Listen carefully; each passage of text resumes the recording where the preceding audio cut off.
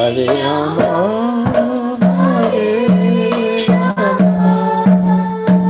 Rama Rama, Hare Hare,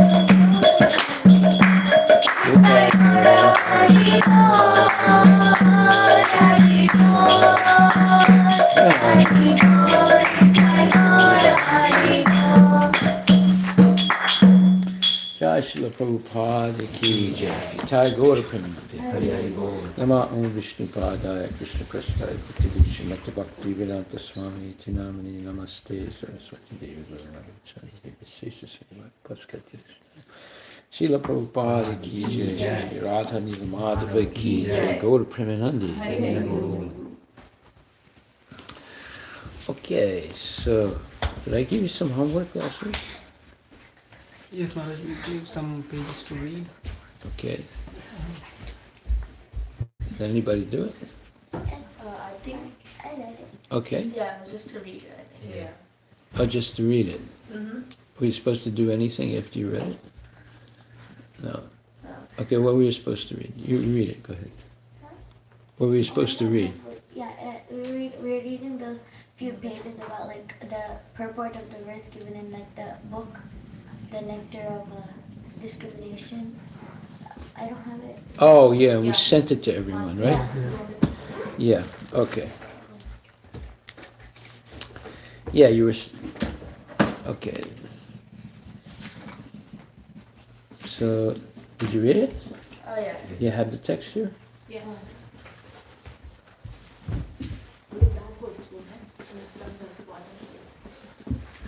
How many pages was it? 10. 10 pages? Yeah. Oh, okay, yeah, that's right. It's all the... Okay, yeah, I remember now. All right, that's okay. You don't have to read it. Yeah. All right, so today we're going to discuss something very interesting, and that is the misconceptions that have adversely impacted Vedic Dharma. So, why don't you write that down? The imperfections that have adversely affected Vedic Dharma. Misconceptions that have adversely impacted Vedic Dharma. Misconceptions that have adversely affected Vedic Dharma. All right, we'll do it one more time. The misconceptions, misconceptions, that have adversely, adversely, adversely impacted, impacted, Vedic Dharma.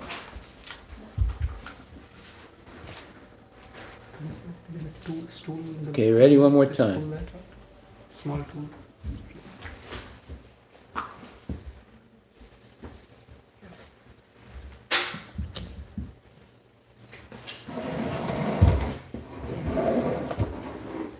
Yeah, just keep it there, and you can keep your books there if you, when you're not using it. Oh, is that a table? I'll just keep it. Okay, so one more time, I'm going to read it. I'm going to repeat it. Write it down. The misconceptions. Misconceptions.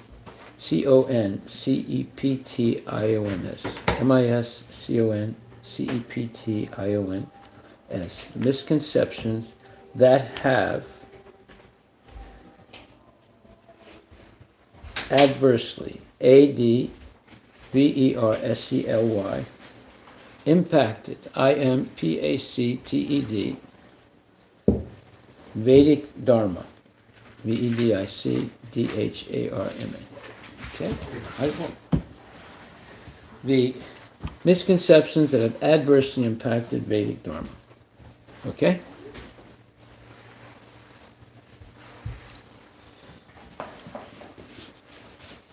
So there are many misconceptions that have been accepted by followers of the Vedic Sanatana Dharma, which means mankind's eternal duty to serve Lord Krishna or God, that are obstacles to achieving complete self-realization and pure love, prema bhakti. The following is a list of the main obstacles. In other words, over the years, everything in life deteriorates with time. And Krishna says that in the Bhagavad Gita 11th chapter, he says, time I am the destroyer of worlds. Let's see where he says that. He says that in the 11th chapter. Let's find that. Huh? 32? 1132?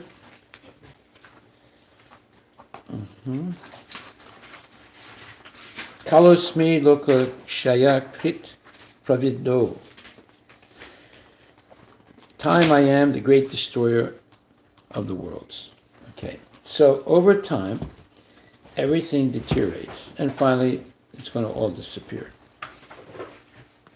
So even Vedic Dharma, even the followers of Vedic Dharma today, are actually faced with many obstacles that hinder them from actually practicing it correctly. Now we're going to go through a list of them. Okay. So number one, Mayavad Philosophy. Mayavada. What is the list for? What? What is the list for?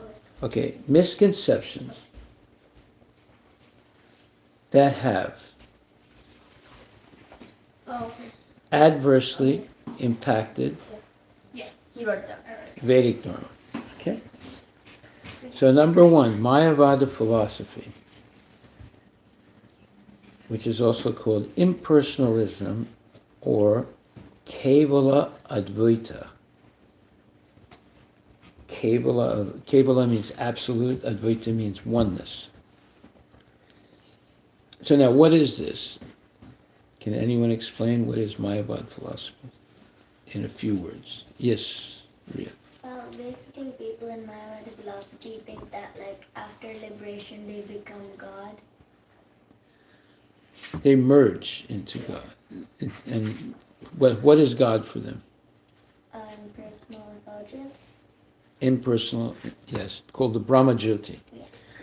So when the name in Sanskrit for Mayavad is Kevala Advaita. Advaita means one, and Kevala means absolute oneness. So they believe that all the people you see in the world today, it's actually, and the world itself is false. It doesn't really exist. It's an illusion. And it's an illusion to think that there are many living entities. They believe, or they think, according to their philosophy, which is written down in the book called the Sarirak Bhasya by Sankaracharya. They believe that there's only one soul. That's why they say Kevala Advaita, absolute oneness. There's only one soul, and that is the light of the Brahmajyoti. And they think that all individuality is an illusion. And in order to attain that oneness, you have to deny your individuality. And how do you do that? By meditating all the time on this light, the Brahmajyoti. Sometimes they'll pinch their so-called third eye. If you pinch it hard enough, you'll see light with your eyes closed. So they say, oh, that's the glimpse of the Brahmajyoti. So, in other words, because they say that the material world is completely false. Now, what do Vaishnavas say about the material world? Is it false or real? It's temporary. It's temporary. Yes. But does that mean it's not false? What do you say? I think it's true. I think it's real because Krishna created it. It's temporarily real, yes. The Mayavadis say it's false completely. It doesn't really exist, it's an illusion. Now, what do the Vaishnavas say about illusion?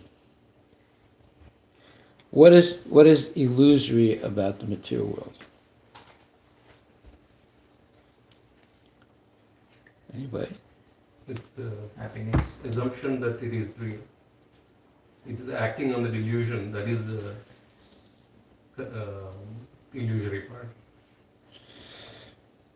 Say that again? So assuming or accepting it to be permanent is the illusion. That is part of the illusion, yes. And Krishna says mohat. He advises him that these guys are already killed. This is not your kinsman. But those are all just temporary. But the actual one is they're all jivas. Don't look at them at the bodily level. Apart from that, like everything the human being thinks that it's mine, like my house, my things. So Yeah, in other words, the illusion is to think that I can enjoy this material world. Why? Why is that an illusion?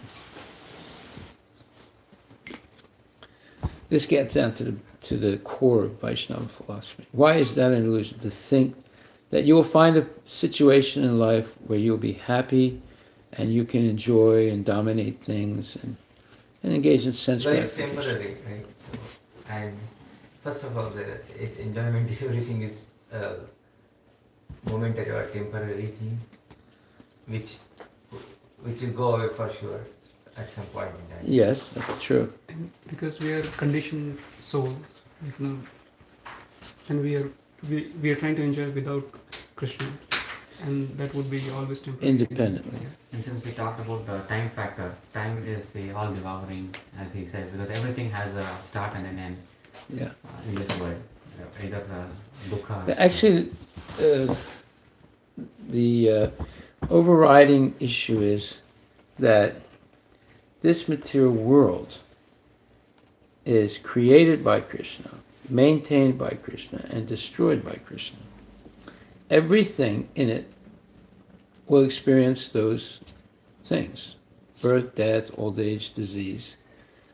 And the whole material nature is made of Krishna's energies: earth, water, fire, air, ether, mind, intelligence, false ego. Those are his inferior spiritual energies. They're spiritual, but they're inferior because sometimes they're manifest, sometimes they're not manifest. So if we try and be independently enjoy the material world, independent of Krishna, and we try to dominate material nature through science and other techniques, we're actually violating the laws of nature. Laws of nature are synonymous with Dharma, Sanatana Dharma. What is Sanatana Dharma? They're the laws given by Krishna. What are those laws? Well, there's birth, death, old age, and disease. So no one can overcome that. So to think that we can find somewhere in this material world where we'll always be happy, that's an illusion. That we can dominate nature through science, that's another illusion. That we can go to other planets and live there, that's an illusion. It's just like there are things you can do and things you're not allowed to do. So by thinking that we're independent of God, that the material nature can be controlled by us eventually through science, that we can exploit the material nature for our own selfish pleasure. All these things are violations of the laws of nature, of Sanatana Dharma. And what happens when you violate a law? You get punished. What is the punishment? Birth, death, old age, and disease. And you can't stop this. You can't, even though so many people are claiming that one day we will be able to live immortally without death in this body, it's all nonsense. It's not possible. And the more we think that it's possible, we engage in violating the laws of nature and we suffer unnecessarily. So it's very important to understand the laws of material nature. And we'll go over that next week.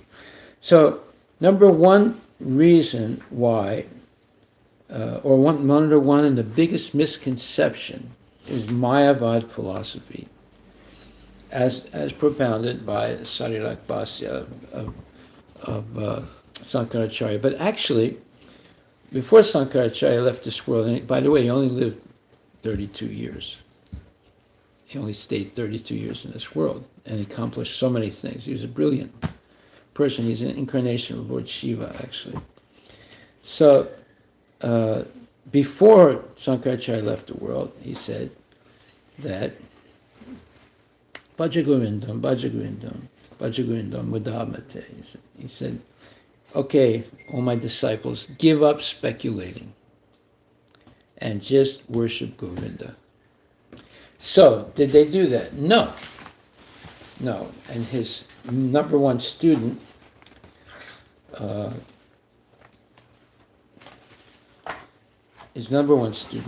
codified everything that was in the Sarirak Bhasya and ignored totally Sankaracharya's last instruction and claimed that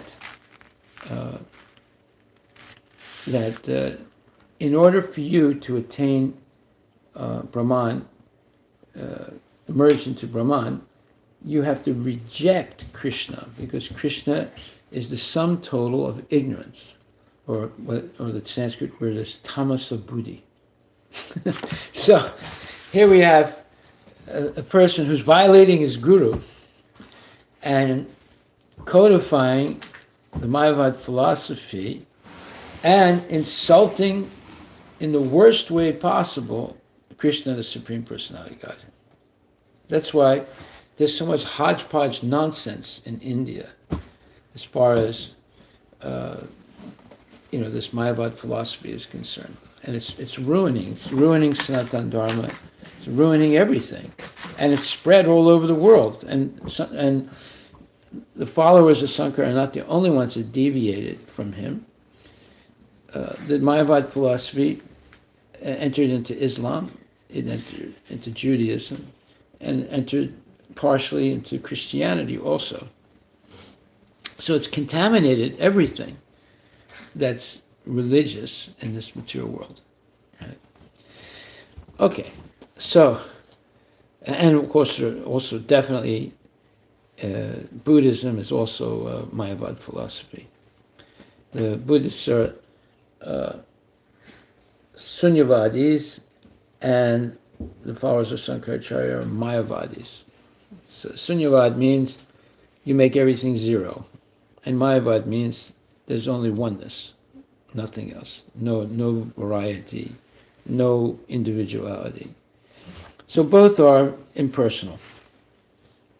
Okay, so that's the first major obstacle to first major misconception that has adversely impacted Vedic Dharma. The second one is the proliferation of man-gods in India. False so-called incarnations that masquerading as God. And this is a whole list of them. And it's not now. It even happened in the time of Krishna. You have Panduraka, who was a emperor. Huh? Can you repeat it, like the spelling of the first word? Proliferation. Proliferation. Proliferation. Prolif or something. FERATION.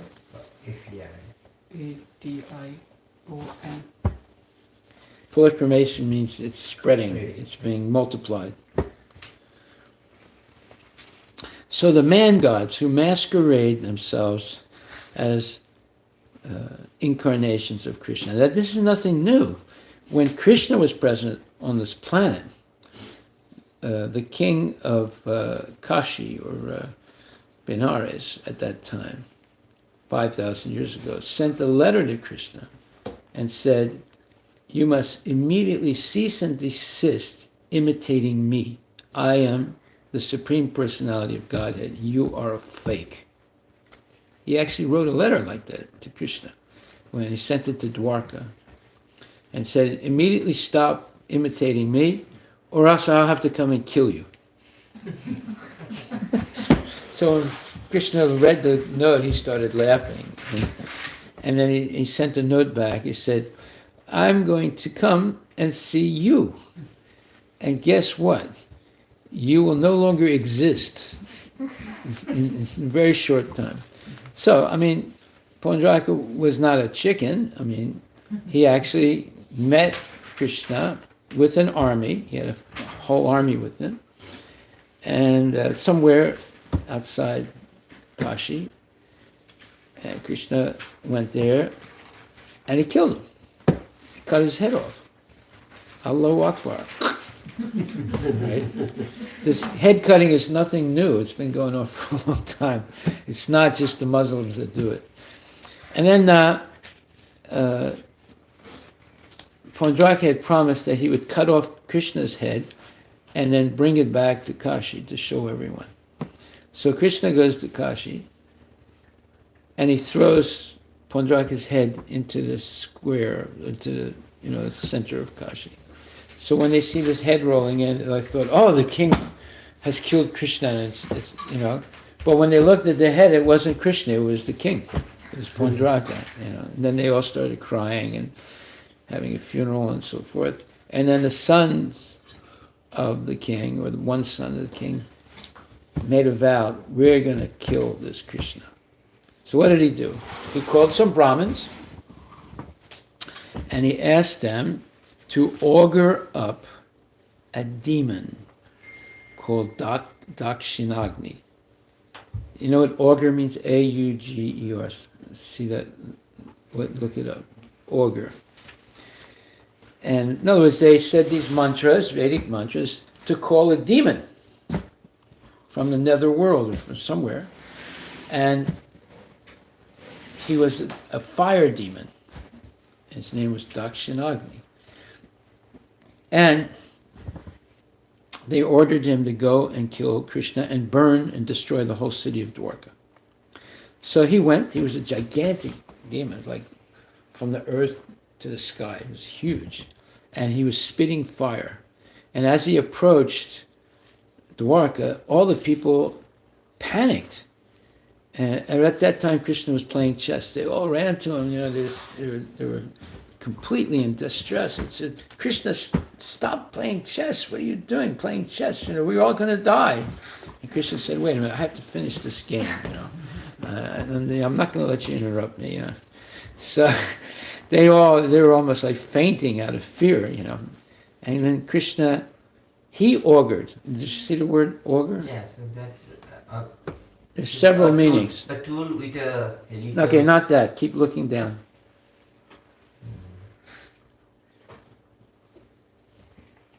Any other meanings? No, that's. Okay, read the first definition. Is it AUGUR? Yeah. AUGER. A religious official who observed natural No, wait a minute. science. AUGUR, right? Sorry. AUGRE is given as a tool, carpenter's tool. Okay, read what it says as a tool. As a tool. Augur. How many augurs are there? How many times is it spelled differently? AUGUR or AUGR? I don't know. AUGRE is saying augur is an alternative form of auger, AUGER. Is that auger? It's a carpenter's tool for boring holes larger than those bored by a gimlet. Okay, is there any other definition? There is another spelling AUGUR. So augurs it means that something good or bad is predicted to happen. To foretell. So It Okay, yeah, To that's- foretell, especially from omens, to give promise of presage. Okay, so what I was thinking of is, if you go to Home Depot and you rent an auger, what it'll do is, it'll go down into the ground. It's a machine that turns like that. You go down on the ground and it throws up the earth. You make a big hole. So I guess I used it incorrectly. But anyway, it's the idea that when you augur, you call, the idea was you call a demon, or you make a demon appear from the underground, from the underworld. So I guess I misused the word. So in other words, are there any other spellings of augur? Maybe it's OGRE. No, ogre is, That's different. yeah. No, It's AU something. AUGUR. there is Comes AUGUR. forth. Is that what it says? Comes forth. I'm not saying like that's when we use augur, like it comes forth. Right? Yeah. That's my understanding of the word, yeah. That's what I think. There's AGUR. It's a portent, a good or bad outcome. Yes, okay. AUGER? GUR. And pretend a good, foresee a predict. Foresee or predict. Yeah, premonition. All right, anyway, so Dakshinagni appears, he's going to burn all of Dwarka and kill Krishna. So Krishna, he calls his Narayana Astra, which is the opposite of fire. It's a cold weapon. It goes to absolute 0 degrees. So these two entities meet each other, Narayana and then Dakshinagni, and the absolute cold stops the fire. And so the demon is not able to accomplish his purpose. Therefore, he goes back to Benares, kills the Brahmins and the son of Pondaraka, who asked him to kill Krishna, and burns the city. So this is what happens when you try and kill Krishna. So here you are, 5,000 years ago, in the presence of Krishna, you have a fake, false incarnation masquerading as Krishna. Now, when Krishna actually saw him, he had pasted 2 arms on his body, so he would look like Narayana. And that's why he was saying Krishna is a fake. Okay, I'm the real God. I have 4 arms like Narayana. So now, it's not surprising that you have a plethora or a whole bunch of fake incarnations of Krishna masquerading as God today in India. Like if you went on an Indian television, is it called Doordarshan? Yeah. And you make an announcement, will the real God stand up? How many people do you think would stand up? Maybe. 1,000? 2,000? 5,000? Yeah. So this is a major obstacle or a misconception that has adversely impacted Vedic Dharma. Number 3, demigod worship with the misconception that all gods are equal. This is also not true. All gods are not equal. All people are not equal. How can a person who's born blind be equal to someone who's not blind? Or a person who's born crippled? How can they be equal to someone who's whole in body? So everything is not equal. Everyone is not equal, and all gods are not equal. Now, how do we know that? Well, this was proven long time ago by the great sages were assembled, and a question came up: which of the three murtis is the Supreme Personality of Godhead? Is it Brahma? Is it Vishnu? Or is it Shiva? So they appointed a person to go and visit the three and find out which of the three is actually the Supreme God. So the person that went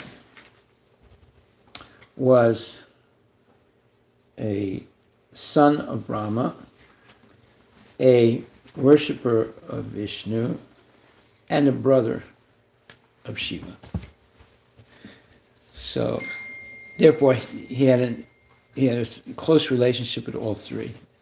So he went to see Brahma, and when he saw his father, he did not bow down, nor did he say any words of glorification of him. And Brahma noticed this right away, and he became upset because basically his son was insulting him.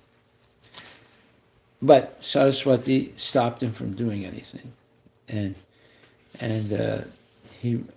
his anger subsided, and then the person, Bhrigu Muni, he left, and then he went to see Lord Shiva. And when Lord Shiva saw him, he was very happy to see him. He wanted to hug him, and he said, no, I don't want to touch you. You have snakes around your neck, and you have skulls of dead people around your neck. And Shiva got really upset. He was going to kill him on the spot. He was so upset with him. And somehow or other, Parvati stopped him from killing Bhrigu Muni. And then he went to see Lord Vishnu, who was reclining, and Lakshmi Devi was there massaging his feet. And at that point, Lord Vishnu was very happy to see Bhrigu Muni. And he said a few really nice words to him. And then Bhrigu Muni jumped up on his chest, put his feet right on his chest. And Lakshmi was shocked. But Lord Vishnu did not get upset at all. He said, oh, Bhrigu Muni said, please forgive me, because I have a very hard chest, and I think I have maybe hurt your soft feet. So when Bhrigu Muni heard this, he was shocked. He was waiting for the Lord to get angry like the others, right? And he jumped off of Lord Vishnu right away and bowed down to him and begged him, please forgive him because with Brahma, the offense he made was not acting according to proper etiquette, right? With Shiva, the problem with Brahma was that Bhrigu Muni made a mental offense to him by not saying anything and not glorifying him in a way. But Lord Shiva, it was more of a verbal offense, right? But with Lord Vishnu, it was a physical offense, which is the worst. Physically, and even to today, there's the sign of the feet of Lord of Bhrigu Muni on the chest of Lord Vishnu. So then Bhrigu Muni goes back to all the devatas and all because it was the devatas that asked him to do this. And when I say the devatas, there's Indra, there's Chandra, there's Varuna, there's Mrityu, so many devatas. And he said, there's no doubt about it, that Lord Vishnu is the Supreme Personality of Godhead. So this was settled millions of years ago, right? It's in the Srimad Bhagavatam, it's in the Puranas, and so forth. And still, today, people say, oh, they're all equal. Right? So, this misconception that all gods are equal is nonsense. Right? And it's another misconception that adversely impacts the Vedic Dharma. And then, number 4, the performance of Vedic ritualistic ceremonies for material benefits. This is another big ticket item.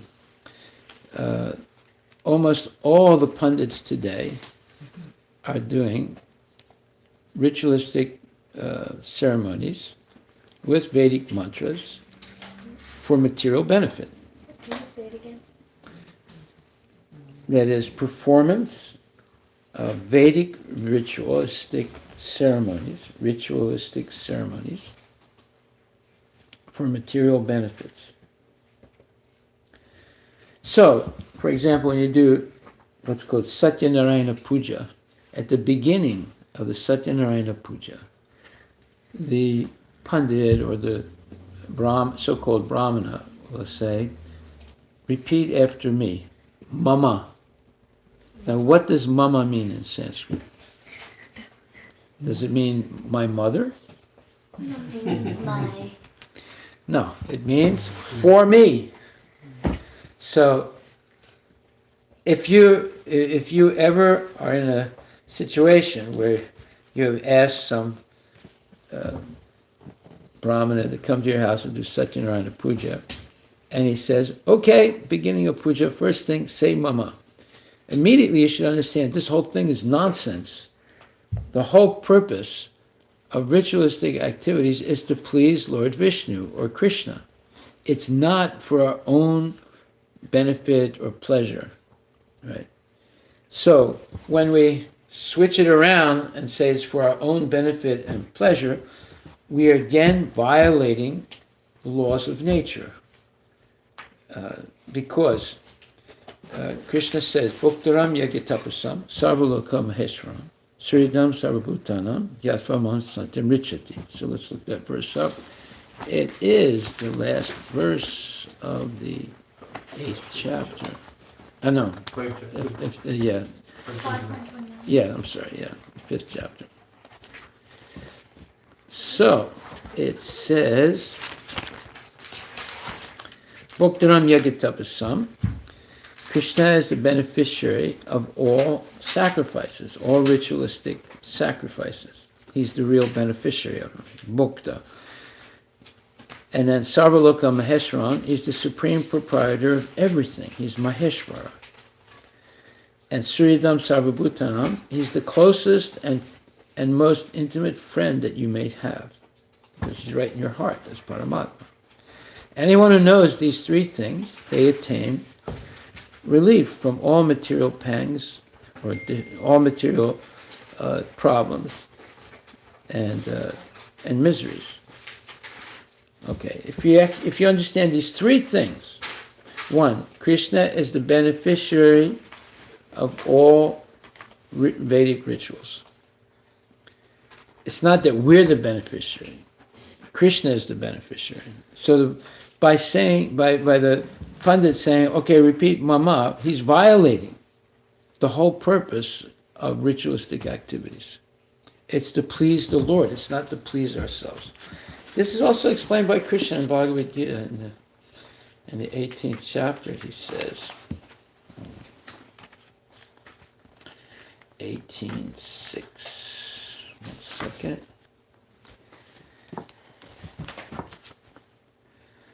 So he says that Etani api tu karmani, 18th chapter 6 verse, all these activities, meaning all activities of yajna, dana, and what's that? Yeah, tapa. Yeah, yajna, dana, and tapa, is to please the Lord. It's not for our own pleasure. And so in this verse it says, all these activities should be performed without attachment or any expectation of result. They should be performed as a matter of duty, O son of Prita. That is my final opinion. And in the purport, Krishna says, although all sacrifices are purifying, one should not expect any result by such performances. In other words, all sacrifices which are meant for material advancement in life should be given up, but sacrifices that purify one's existence and elevate one to the spiritual plane should not be stopped. Everything that leads to Krishna consciousness must be encouraged. In the Srimad Bhagavatam also it is said that any activity which leads to devotional service to the Lord should be accepted. That is the highest criterion of religion. A devotee of the Lord should accept any kind of work, sacrifice, or charity which will help him in the discharge of devotional service to the Lord. So it says, all sacrifices which are meant for material advancement in life should be given up. But sacrifices that purify one's existence and elevate one to the spiritual plane should not be stopped. So here we see, again, this is a misconception. It violates what Krishna says in Bhagavad Gita. You're violating not only the laws of material nature, which is, as I said, synonymous. That means the same as Sanatana Dharma or the same as the laws of God. Right? As soon as we violate a law of material nature or the laws of God or of Dharma, we suffer. That's why there's so much suffering in this world, where people have been misled. And all these now I only covered 4 misconceptions, right? There's a lot more. This is why there's so much suffering in the world, and people don't understand this. If you understand the following, if you go 90 miles in on a road where the speed limit is 35, what do you think would happen to you? You get pulled over. You get pulled over by a policeman, right? And what's he going to do? He's gonna give you a ticket He's going to give you a big ticket. and a fine. You're going 90 and a 35 mile an hour. It's going to give you a big ticket, and you're going to have to go in front of a judge, and then you might say, well, you know, I wasn't speeding, sir. My foot slipped on the gas pedal, you know, and I didn't realize it because I have a neuropathy in my foot. Neuropathy means your nerves are not functioning properly, so you can't feel anything. So the judge will say, well, good try, sir, but we don't buy it. You are fined $1,000, and you have to go take lessons on how to drive again, and on the lessons of the code, and you have to pass the test again. So, and then if they catch you a second time doing that, they take your license away. The third time, they put you in jail. You understand? It's very serious. So, why? We're violating a law. Now, there are 2 types of laws. There are the laws of mankind, and there's laws of God. You violate either one of those, you're going to suffer. You're going to get pain. You're going to be put in jail. Well, we're already in jail. We're in the jail of this body, which is subject to birth, death, old age, and disease. Although we are not this body, we have an eternal soul. But we're not taught that we have an eternal soul. Maybe sometimes in churches or synagogues or mosques and temples, but people don't believe it. Do you know anybody in your school that believes they have an eternal soul? Yes? Yes? Yeah. Who? Shaman. How about the the non-shanmuks? Do they ever talk about that? No. How about Christian kids? Do they ever say they have eternal soul? No? They should. They teach that. Okay, so you see, all these things are essential for a person to grow spiritually and become free from the cycle of birth and death. But no, the opposite is being taught all the time and accepted by everyone almost. Okay, so next, number 5.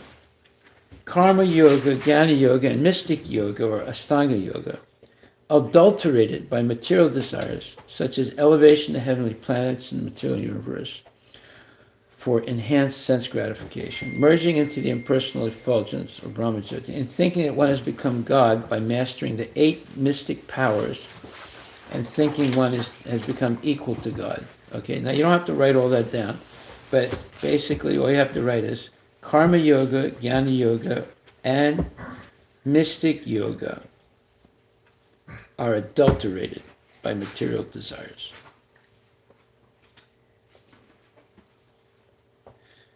Have you ever heard this before, sir? Huh?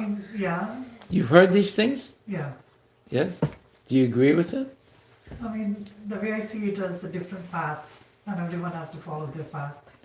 Well, what if there's you go into a store and there's a bottle that says nectar, and you buy it, and when you drink it, it's poison and you die. What would you think? It's a karma, right? Prarabdha karma. That's your karma? It's not somebody that misled you by putting a label of nectar on a bottle of poison. I mean, like, there are a lot of things you don't understand.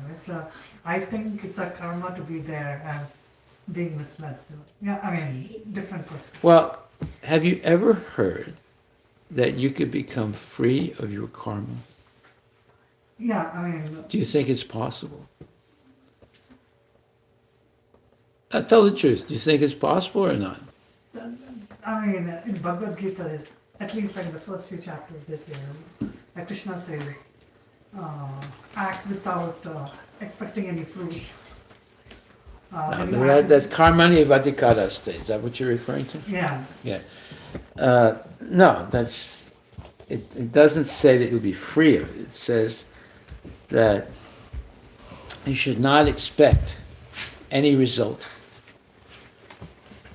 Say karmani vadikaraste mafalasa kadachana. So that you should not accept any foul, any fruit of action. It all belongs to Krishna. It doesn't belong to you. You offer everything so that you don't get... Yeah, but that's not speaking about karma. Okay, in chapter 5 it talks about karma, and other places also in the Bhagavad Gita. And it says,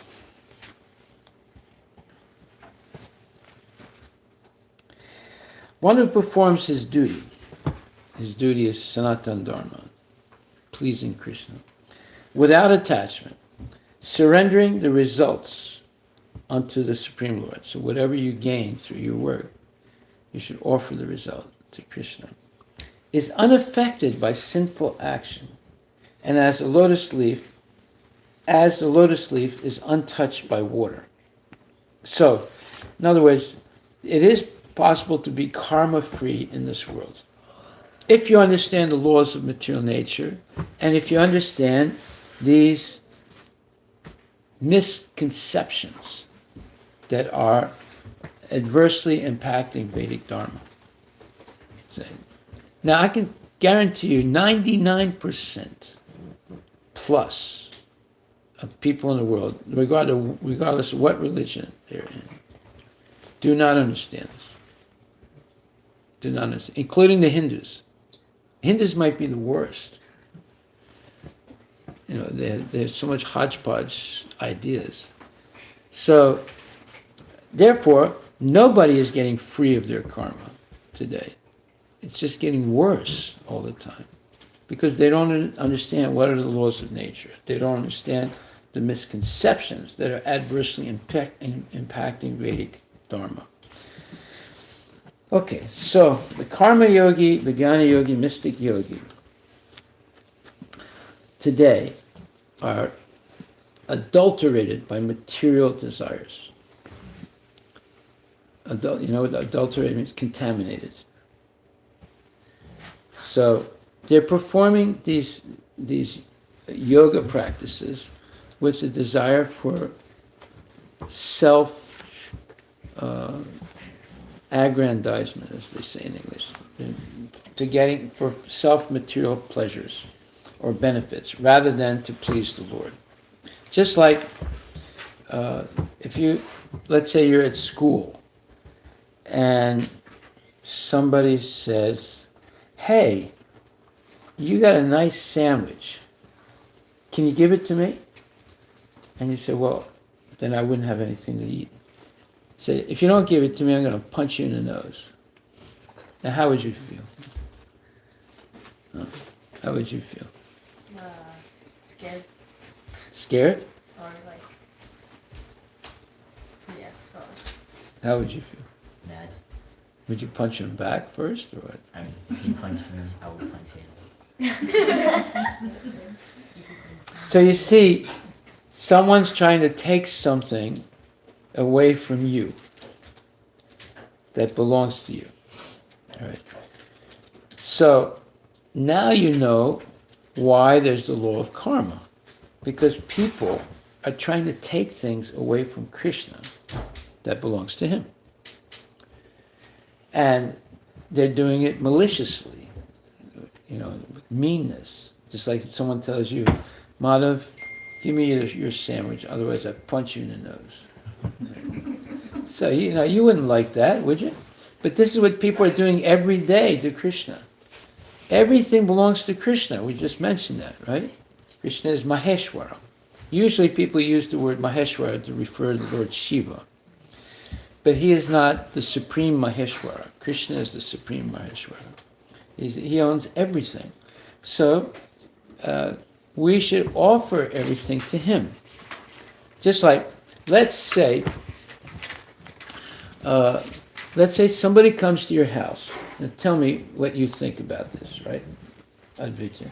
Somebody comes to your house, and you open a door and say, "Oh, hi," and they say, "Excuse me, move over." And he makes you move over, and he walks right to the refrigerator, opens it, and starts eating from the refrigerator. What would you think, Advaita? Is that all you would think? Why is he doing that? And like, who is he? Stuff. Do you think he has a right to do that? No. No, he is acting in a very disconsiderate and very, well, you have to say, barbaric way. No, you don't just walk in, move out of my way. You go over to open it up and start eating right directly from the refrigerator. You see.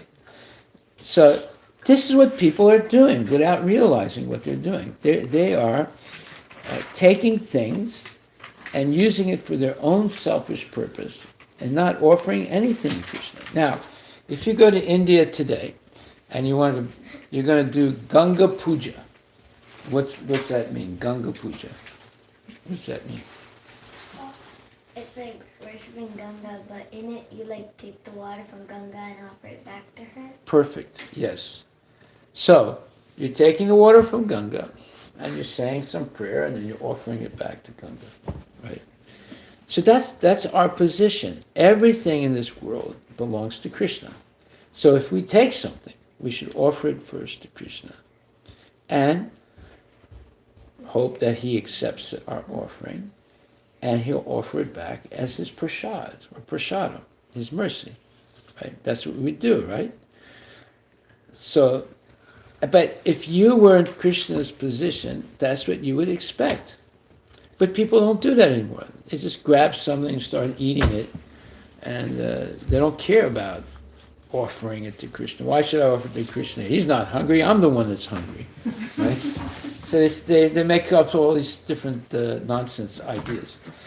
Okay, so when karma yoga, what does yoga mean, by the way? What does yoga? What's the meaning of the word yoga? Anybody? Union. Yes? Yeah, go ahead. Connecting to God, connecting to Krishna, right?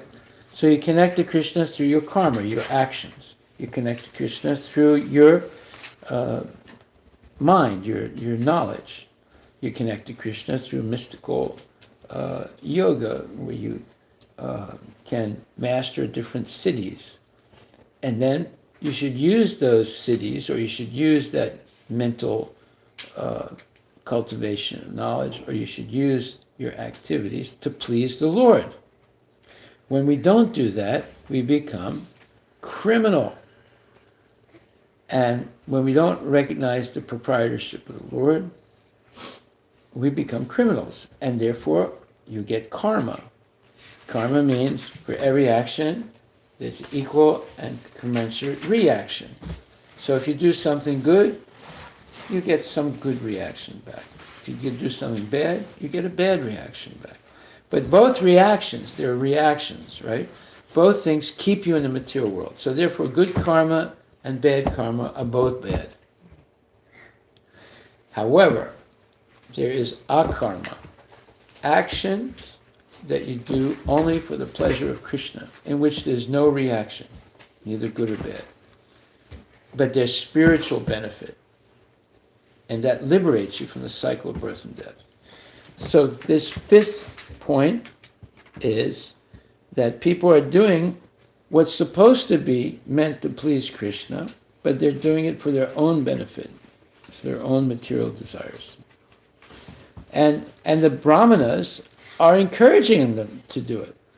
I told this story before. Once this brahmana came to our temple when there was a little house here in Sumamish. And he was one of the head priests of the temple that's now in Bothell. That was before they had built that temple. So they used to meet in Bellevue in some little place. And he was the priest. And he came with a big book, or not a book, but a loose leaf thing, this big thick thing like that. And someone had invited him to come to do some puja in our temple. So I said, okay. So he did a puja, he was saying all kinds of mantras and things like that. And after it was all over, we were beginning to serve prasadam, and he said, and I asked him about his book. I said, all your mantras in the book? He said, yes. He said, I have a mantra for anything you want. So I said, what does that mean? He said, well, you got a backache? I got a mantra for it. Your business is not doing good? I got a mantra for it. Your grandmom has diabetes? I got a mantra for it. He said, I got a mantra for everything. Now, this is complete nonsense. That's not the purpose of mantras, right? Mantras are to glorify God. It's not to take care of your grandmother's backache and your business and things like that. But see, this is what's happened in India. Everything is deteriorated to this whole idea that mantras and pujas, they're all for material benefit. And then and what happens is the brahmanas make their living like that. Whereas previously, brahmanas had a vow of poverty, and they would live very simply, and they wouldn't cheat people. They would do ceremonies for spiritual purification and glorification of the Lord. Okay, so number 6. The false concept that service to mankind is service to God, or manava seva is madhava seva. The false concept that service to mankind is service to God. This is another huge nonsensical thing that's turned upside down. Service to God is real service to mankind. But service to mankind is not service to God. But yet you have these big sannyasis, very famous people in India, preaching this thing that's wrong. Now what's wrong with it? Because you might say, well, wait a minute, it doesn't make sense. What's wrong with serving mankind? Aren't we all the children of God? So that should please God that we're doing that. So what is the fault of this? What do you think, Madhav? I don't really know. Okay, that's an honest answer. Yes. So, Is that a Sanskrit? Soham. So serving mankind is not wrong, but taking Krishna out of the picture while doing that. No, but they say saving mankind is serving God. Serving mankind is serving God. They're not taking him out of the picture. So is there something wrong with it? It sounds like it's right, doesn't it? it depends But on... just by serving the mankind, you're not helping them in their spiritual progress.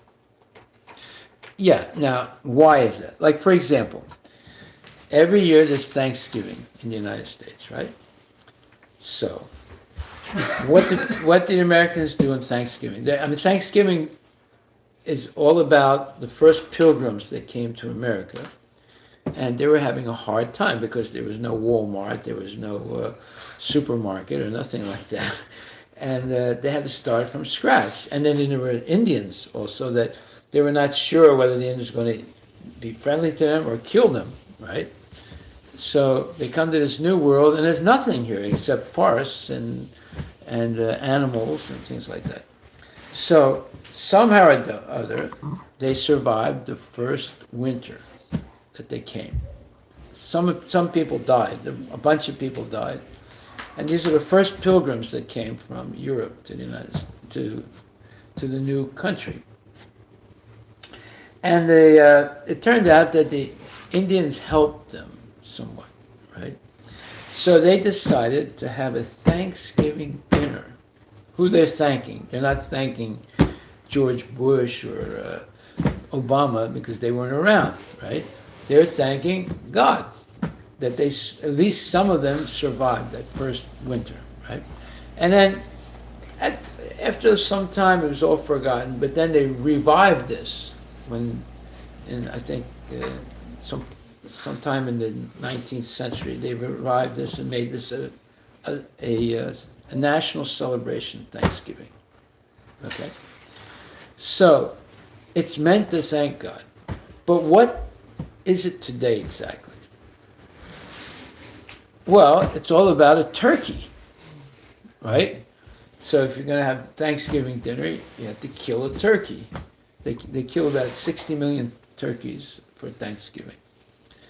And you eat turkey, this and cranberry sauce and this thing and that thing. And that's about it. What's Christmas now? Christmas is a Christmas tree and Santa Claus and presents. But Christmas was supposed to be celebrated as the birth of Jesus Christ, right? So you see, as time goes on, people used to say Merry Christmas. Now you're not allowed to say Merry Christmas anymore. You say Happy Holidays, right? I mean, I say Merry Christmas to people, but they look at me and they say, "Okay, thank you. Merry Christmas to you." But people are afraid to say Merry Christmas anymore, right? Because there's a Happy Holidays, because there's Kwanzaa and there's Jewish Passover, and there's this thing that's there. So you can't say something that's uniquely Christian anymore. You have to say Happy Holidays. So everything is getting deteriorated, you see. So this false concept. Now, what is the falsity of serving mankind is serving God? It's because they're serving mankind on Thanksgiving by offering them a dead turkey. Now, how is that serving God? You see? Or in India, serving mankind is serving God. So on Diwali, they're smoking bhang, right? someone brings some bong in, and everyone starts smoking it, and they're playing cards, and maybe they're drinking liquor, or maybe they're eating meat. How is that serving God? You see my point? That just like sometimes we're giving out free food, vegetarian food, and someone says, "Is there any meat?" I say, "No, there isn't." "Oh, I don't want that then." Right? But by the way, if we had a free truck going out giving free marijuana, do you think that would be very popular in Seattle? The whole Seattle would be there. The whole Seattle would be there.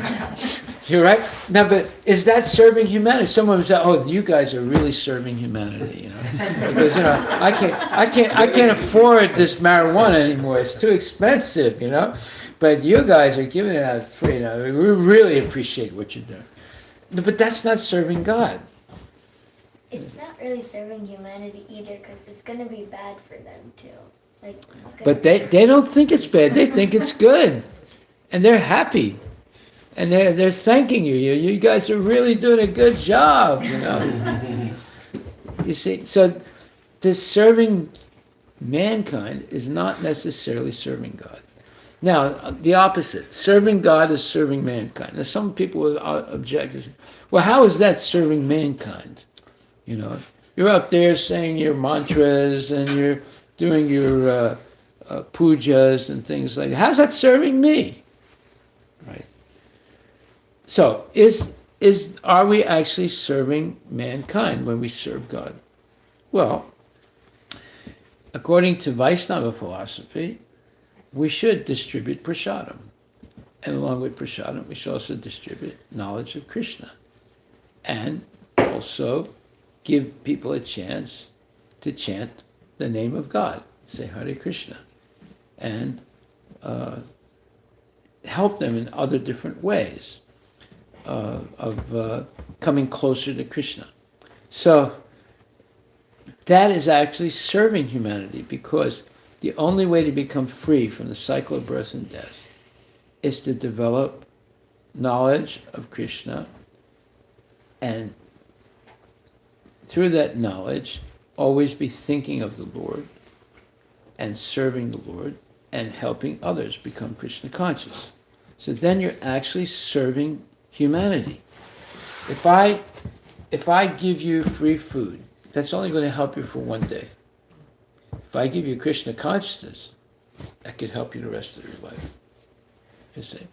So we are trying to, and why would we give someone prasadam and knowledge of Krishna? To help them become free from the cycle of birth, death, old age, and disease. That's real service. That's ending all the problems of life. And by giving people knowledge, just like right now, we're talking about misconceptions that impact Vedic Dharma, right? So if you learn these misconceptions, you will not be fooled by them. But if you don't know what to look for, then you might just go with the flow, go with the crowd, and do nonsense things that actually cause you to suffer unnecessarily. Okay, number 7, I'm sorry. The idea that all religions are equal and that one can reach God by any path. So I once met this man who was a follower of the Rastafarian church. Have you ever heard of that? So the Rastafarians, what's his name?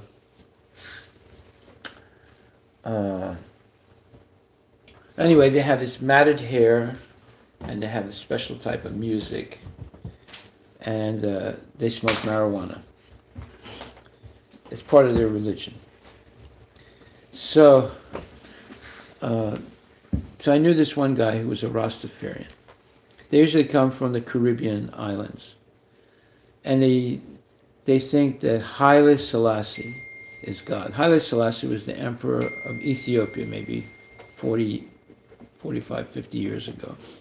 And they thought he was God. and to convince him that he's God, they used to smoke marijuana.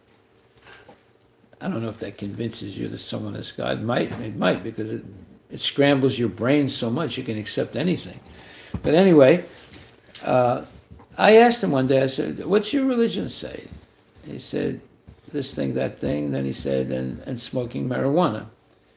I said, if that's your religion, then your religion is nonsense. What?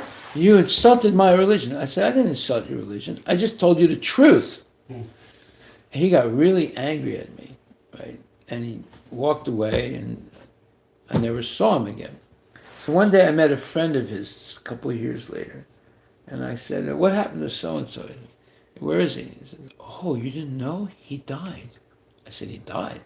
He was still a young guy. I said, yeah, but he went to this nightclub, and he was drinking liquor and smoking marijuana, and he was dancing, had a heart attack, and he died. Now, I told him, right, 3-4 years before, don't smoke marijuana. Don't take any drugs at all. That's a violation of God's laws. And he said, you don't know what you're talking about, and you insulted my religion, right? And what happens 2-3 years later? He's dead from smoking marijuana, drinking alcohol, and dancing like a crazy guy, and he has a heart attack and dies. So, the idea that all religions are equal and that one can reach God by any path, any one of the religions, this is nonsense. It's not true. The Rastafarian did not reach God by following his religion of smoking marijuana and doing nonsense. He died. And people who celebrate Diwali or Shivaratri or Durga Puja by smoking bhang, eating meat, gambling, they're not going to go back to God. They're not doing anything religious. Those are all sinful activities, you see. But yet it's entered into the customs of the people. Right? And how did it enter into the customs of people? By misconceptions, by false ideas. People think Shiva smokes marijuana or bong. No, he doesn't smoke marijuana. Yeah, he did swallow some poison, the hala poison, and it was a lot of it. It was an ocean of poison. But he didn't swallow it. He had kept it in his neck. Therefore, he has this blue mark on his neck, right? If you look at him carefully. But that doesn't mean that you can smoke marijuana because he swallowed this poison. He didn't swallow it. He held the poison in his neck. So, you see, there's all misconceptions. It's all gradual deterioration of the real meaning of things over time, because time is the destroyer of things. So over time, things deteriorate, and people begin to speculate and make their own theories and this thing and that thing. Okay, and then number 8. The concept of life, and the concept that the goal of life is to work hard and enjoy, or as they say in English, work hard and play hard, which means you work hard to make money so that you can enjoy intense sense gratification. So, people work really hard and then they have to take a vacation. I know this one lawyer, he goes on vacation every 2 months. He'll go somewhere in Mexico, and I don't think he's going much anymore because the gangsters have taken over the hot spots in Mexico. Anyway, he'll every 2 months he takes a vacation. He'll go to Mexico and spend some time there, and then comes back. So, yeah, because all the people, like you look, Jeff Bezos, there's pictures of him with his new girlfriend in the Bahamas or Hawaii or this place or that place. He's always going on vacation also. Yes. Whereas in Krishna, in one of the verses, he says, Yuktahara Viharasya. What does that Vihara mean there? Yuktahara Viharasya. Well, which verse is it? 6.17. Okay. Let's take a look at the verse.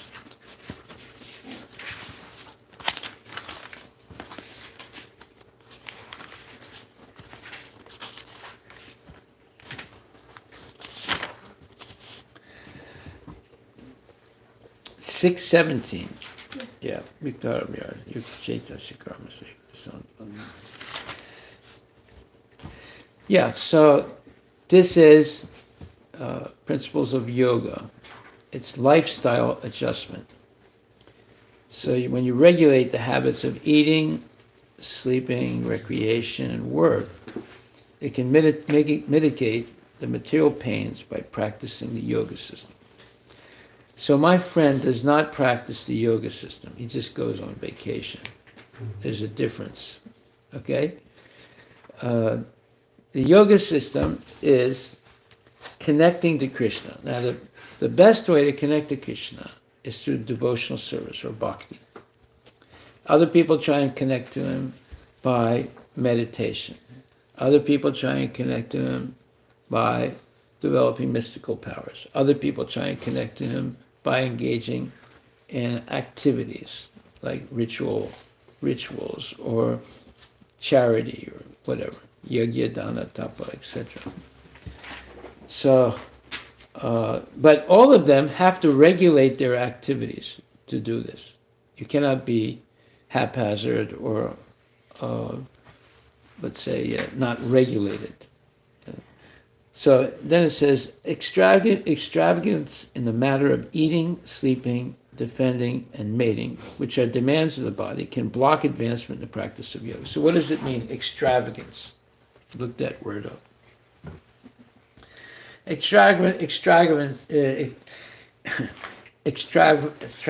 means overindulgence.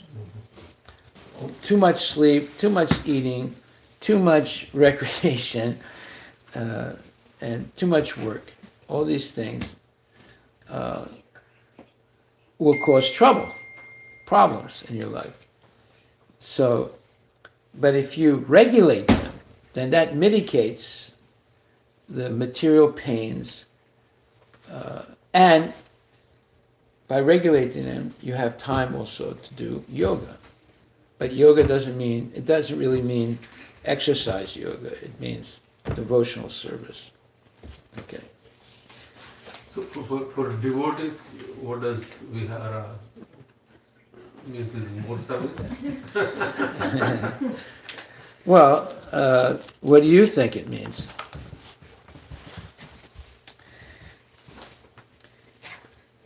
For me, it is recreation.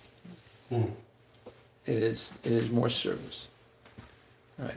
Because I feel very, let's say, peaceful in mind when I'm doing service, even though it might be strenuous sometimes. But I enjoy it. So some people enjoy going to Mexico and going on the beach, or gambling in the casino, or drinking pina colada, whatever. But there's different slokes for different folks, right? Different slokas for different folks. So, yeah, I mean, what gives you pleasure in life? Well, if you asked me when I was 20 years old what gives you pleasure in life, I would not say devotional service. I would say something else. But I learned over time that being able to engage in devotional service and being regulated in my life activities is real pleasure for me. Whereas before I would have said something else, right? So it all depends on who you associate with. So what does this mean, vihara? Well, it means that you find a pleasure through certain activity. So for some people it's gambling, for other people it's smoking marijuana, for other people it's going to the nightclub, going to the movies, going to the races, going to, I don't know, here and there. So it boils down to vihara means relaxation of the mind. For a devotee, doing the devotional service itself is the relaxation of the mind because you're engaging in the Well, service. if you please Krishna, is that going to make you unhappy or happy? Yeah. So let's see what it says here in the purport.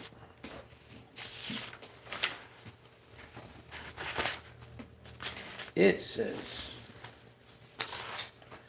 extravagance in the matter of eating, sleeping, defending, and mating, which are demands of the body, can block advancement in the practice of yoga. As far as eating is concerned, it can be regulated only when one is practiced to take and accept prasadam. Okay. Sanctified food. Lord Krishna has offered, according to the Bhagavad Gita, vegetables, flowers, fruits, grains, milk, etc. In this way, a person in Krishna consciousness becomes automatically trained not to accept food not meant for human consumption, or not in the category of goodness. As far as sleeping is concerned, a Krishna conscious person is always alert in the discharge of his duties in Krishna consciousness, and therefore any unnecessary time spent sleeping is considered a great loss. Avyarta kalatvam. A Krishna conscious person cannot bear to pass a minute of his life without being engaged in the service of the Lord. Therefore, his sleeping is kept to a minimum. His ideal in this respect is Srila Rupa Goswami, who was always engaged in the service of Krishna and who could not sleep more than 2 hours a day, and sometimes not even that. Thakur Haridasa would not even accept prasadam, nor even sleep for a moment without finishing his daily routine of chanting with his beads 300,000 names. As far as work is concerned, a Krishna conscious person does not do anything which is not connected with Krishna's interest, and thus his work is always regulated and is untainted by sense gratification. Since there is no question of sense gratification, there is no material leisure for a person in Krishna consciousness. And because he is regulated in all his work, speech, sleep, wakefulness, and all other bodily activities, there is no material misery for him. So, this is a different culture. Culture means how you do things. So, the culture of Krishna consciousness is based on trying to reorient everything you do to pleasing Guru and Krishna. Now, some people like that. Some people don't like it, right? Some people like this type of music and they don't like that type of music. Some people like this type of food, they don't like that food. Some people like this car and don't like that car, right? So how would you develop this liking of Krishna, which is more or less against what the majority of people are doing? Well, you have to associate with real devotees who like engaging as much time as possible in devotional service. That's how you learn, right? How do you learn to play the violin? You don't learn it by staying at home and thinking about it. You have to take the lessons and practice, right? Otherwise, you'll never learn how to play the violin. Right? How do you learn anything? You have to go to someone who knows how to do that thing, and you learn from them. And you practice. Practice makes perfect. So the answer to your question is, do not follow the example of mundane people. Follow the example of genuine devotees. Now, if you follow the example of mundane people, basically, you'll be misled, and you'll go through your whole life doing those type of activities, and at the end of life you realize, I didn't make any spiritual advancement at all. And now, I don't know what's going to happen to me. I'm going to die, and I don't know what's going to happen. I'm hoping that nothing will happen. There'll be nothing. But I'm not sure. And if there is something, surprise, instead of seeing Krishna, I see Yamaraj. And he's scaring the heck out of me. And he's taking me to this place where people suffer continually.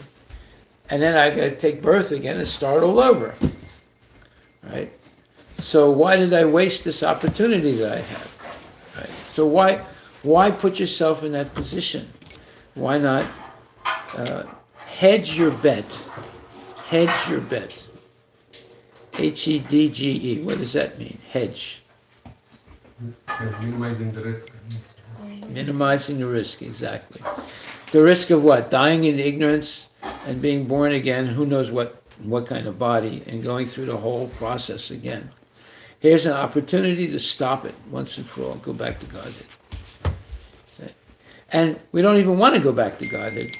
Godhead for us is always being engaged in service, whether it's in hell, heaven, who knows where, Russia, Ukraine, wherever, As long as we can do devotional service, that's for us is connection to Krishna.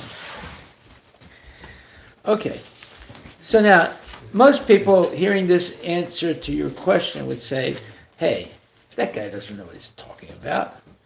How can I be happy if I'm always doing devotional service? Right? Well, yeah, that's normal, because a person who has jaundice, you give them sugar candy and they'll spit it out and say, oh, it's bitter. But when they're healed from the jaundice, when they eat the sugar candy, they say, oh, that's so sweet and nice. So as long as we're contaminated with misconceptions, and we're going over those misconceptions now, we're not going to appreciate devotional service or serving God. We're not going to appreciate prasadam. We're not going to appreciate chanting Hare Krishna. We're not going to appreciate offering food to the Lord before we eat. Okay, so number 9. The belief that one can understand God by mental speculation, logic, reason, and scientific research. This is probably the worst thing nowadays. Everyone said, "What our salvation is science. What are you talking about? You're saying there's something wrong with science? No, man. Look at all. You're driving a Tesla. You got electric lights in your house. You got the television. You got this. You got that. You're going to give it all up and go back to living like a caveman? Anyway, but wait a minute. Obviously, the cavemen were living, and they had children, and those children had children, and those children had, and now you have over 1 billion people in India. How did that happen? Right? And for most of that time, they didn't have electricity, they didn't have Teslas, they didn't have hospitals, they didn't have but they survived. They survived really well. And they did not have diabetes, cancer. They didn't have diabetes, they didn't have cancer, they didn't have taxes. They were happy, yeah, until the Muslims came. And the British to try and take away from them what they had. I mean, why were the Europeans trying to go to the east? They were trying to get to India because they knew India was a rich country, right? And why did the Muslims come there? Because it was a rich country. The people were living, very well, right? Okay, so the belief that one can understand God by mental speculation, logic, reason, and scientific research. So someone said, well, wait a minute now. If you take those things out, then how can you understand God? Good question. You understand God by listening to someone who knows God. That's how you understand. By listening to an authority. Okay, then 10. The false practice of the Hindu caste system. The Hindu caste system is complete nonsense. It has nothing to do with Varnashram Dharma. It is completely deviated. And no wonder, and it causes so much difficulties in people's lives. Number 11, the concept of Daridya Narayana and Harijan. This Daridya Narayana, the poor Narayana, and the Harijan, the very low caste people who have to be elevated by the words, but not by the practice. So they just give them the name. It's just like you name a child who's blind, you call him Beautiful Eyes. Sulochana. Huh? Sulochana, something like that. Yes, Suloch. Yeah. Beautiful Eyes. What does that mean? The person is blind and you call him Beautiful Eyes. You see. So someone is a very low class person, you call him Harijan. Now, No, you have to train that person. Not that you just give them a name, Harijan. That doesn't elevate him. You have to train that person. Like we're seeing all kinds of people, they're homeless on the streets, living on the streets, they're not bathing regularly, they're sleeping right on the street. We last Saturday when we went on a Sankirtan, we'll see it again tomorrow, in the U district, they're sleeping right there in front of stores that are closed, that are not open. They're sleeping right there. You see their shoes, you see their underwear, you see, everything, just like a mess, right on the sidewalk, right? You're going to call that person Harijan? But if you train the person, they can become Harijan. And I told that story about when I was in Berkeley, feeding people, and this one very, very low-class person, who's like the lowest of the low, he became a devotee, but by training, not by calling him Harijan. You see? So just because you give something a name doesn't mean you change the person or elevated that person. So that's what Gandhi was trying to do, calling these people Harijans. Or the Mayavadis, they call them, it was Vivekananda calling someone Duridya Narayana, the poor Narayana. So he said espousing that service to the poor is equivalent in importance and piety to the service to God. So that's Manava Seva is Madhava Seva. Yeah, so like you serve Daridra people, and that means you're doing service to Narayan. Right. Like going back to our first point, now. But that doesn't necessarily change the people. You understand? If you train them, that's different. But simply giving them food is not going to change them. Or giving them some clothing. Okay, it's going to help them a little bit, but it doesn't change their lifestyle. Okay. And then number 12, acceptance of Western pedagogy for the teaching method,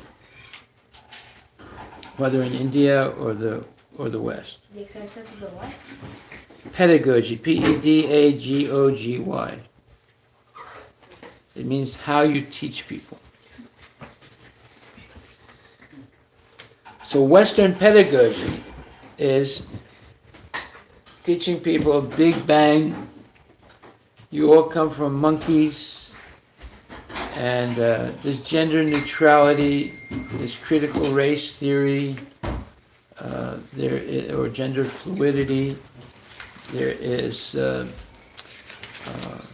eat, sleep, and be merry, for when you die, everything is over. There's all these concepts that they're teaching in school, and their method of teaching is wrong. It misleads people.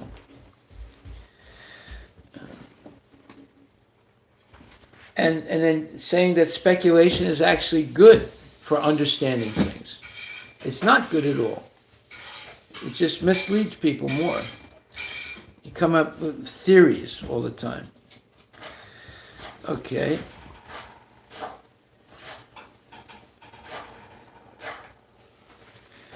Okay, then number 13, the belief that industrialization, technology, economic development, including modern armaments and atomic bombs and rockets and so forth, will evolve the country, will develop the country. All this leads to the belief that sense gratification is the goal of life, and for sustained sense gratification, one needs economic development. So in other words, this was basically Trump's theory that, if I can improve the economy, I'll get reelected president. Right. So for a certain time, it looked like the economy was improving. It might have improved a little bit. But then this most popular Chinese export, COVID, came and destroyed the whole economy. In a 2-3 week period, the whole economy collapsed, almost, right? And he didn't get reelected. Within 2 weeks, all that has been gained in like 3 years. Wiped out. So this theory that, all our happiness is based on economic development is nonsense. It's It's not a true theory. And number 14, the belief that speculation will help one understand reality. It's called Aroha Panta, the ascending process of knowledge. Is that similar to the number 9, Maharaj? Number 9 is also one can understand God through mental speculation. Yeah, it's, but I was trying to give it the actual Sanskrit name, Aroha Panta, the ascending process, whereas spiritual life is based on a descending process, Avaroha Panta. Yeah, it's 14 is like 9. Okay, there can be more we can add to this list, but these are all misconceptions. So your homework is to research these things, learn more about them, and write a little, what you would call, additional explanation of each one.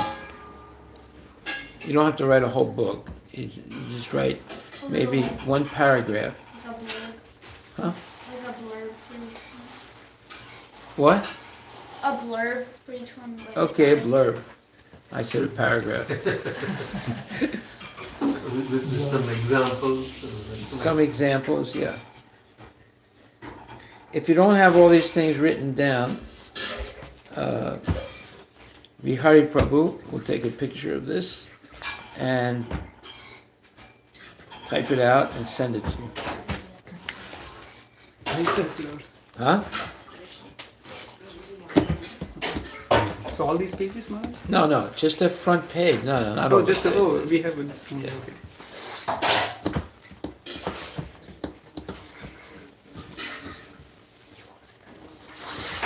Now you're gonna meet all these things in school. You're gonna be confronted with all these things in school. So, Maharaj, what I It's just like, for example, if you are looking for Sasquatch, you know who Sasquatch is? What's Sasquatch? Huh? Like, it's like Huh? You know who he is? yeah, it's like a myth or something. Some weird monkey. Yeah, monkey thing. Well, it's a mixed man and animal in the Northwest, Pacific Northwest. Some people have said they've seen him. Other people have said it doesn't exist, right? But if you're looking for him, you have to have an idea what he looks like. So other people have said they have seen him, and they describe what he looks like, right? So, I mean, you've never seen this so-called mixed human animal, right? Some people said they have seen him, and they make drawings of him. Look it up on the internet right now, Sasquatch. Huh? It's also called Bigfoot. Bigfoot, yeah.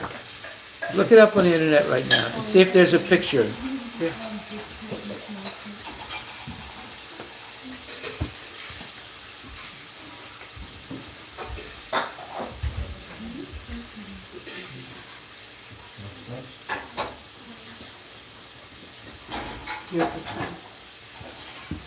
Okay, so here's a picture of what people think Sasquatch looks like. Basically a giant monkey. Okay? Now, the whole idea is this. If you're looking for him, then you would have to have some idea of what he looks like, right? What you're looking for. So, by getting this list of 14 or 13 misconceptions that have impacted adversely Vedic Dharma, now you know what you're looking for. And when you encounter it, right, in your school, in discussions with people, in maybe visiting India or temples, or getting into philosophical discussions with people, you're going to understand that what is a misconception. right? If you're looking for Sasquatch, you have to have some idea what he looks like.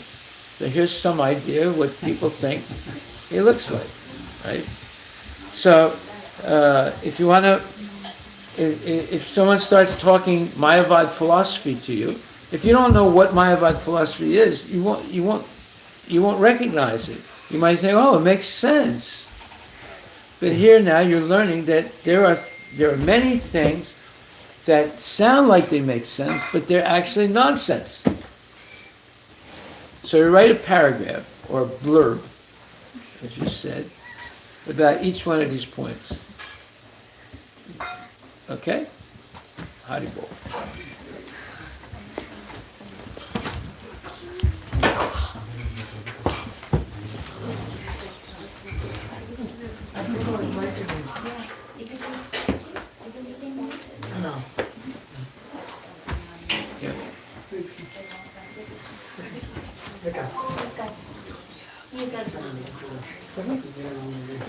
He's living with us. Oh, cool. He's Oh, their house. thank you for allowing us to come. Yeah, sure. Thank you. No, I'm good. Thank you. No, I can't.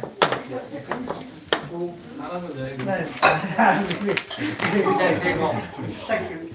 Hare Krishna. No, I'm good. Thank you. Wait a minute. Take one little thing. One little thing. It's just prasad. Take, Prasad, yeah, take prasad. No, I'm good, thank you. I'll just take the prasad a little bit. This is Prasad. Oh. Thank you. We have different concept of This is a little bit. South A Indian little bit. Prasad. The South Indian Prasad. You're thinking like that. Not in India or like that. No, for Hindus, prasad is a little bit of halwa, Yes. right? Yeah, like a little bit. Little bit. Just a little. Or even worse than that, one little piece of mystery. Yeah. Yeah. No, this is real prasad.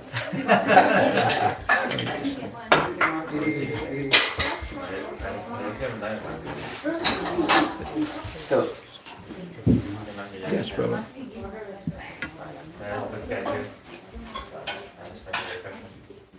Yeah, I got tricked this time. Krishna is a trickster.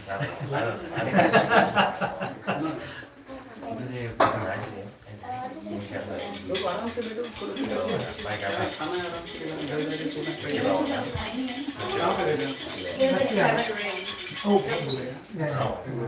Is that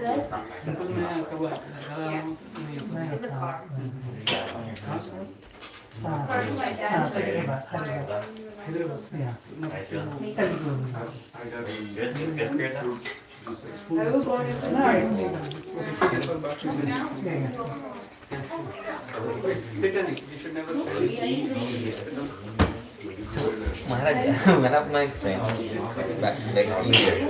So I always tell him like, okay, little bit, try to tell him about Krishna consciousness and all those things. But he is kind of still like follows. In India, all people are all diversified. Means some are like Sadhguru, some are this thing, that thing. But his concept is, I want to be happy, healthy, and wealthy. Yeah. So happy, healthy, and wealthy. So he kind of asked me, okay, how I'm doing this Krishna's way, how I'm going to be happy, healthy, and wealthy. So The first thing is you explain to him, real wealth is health.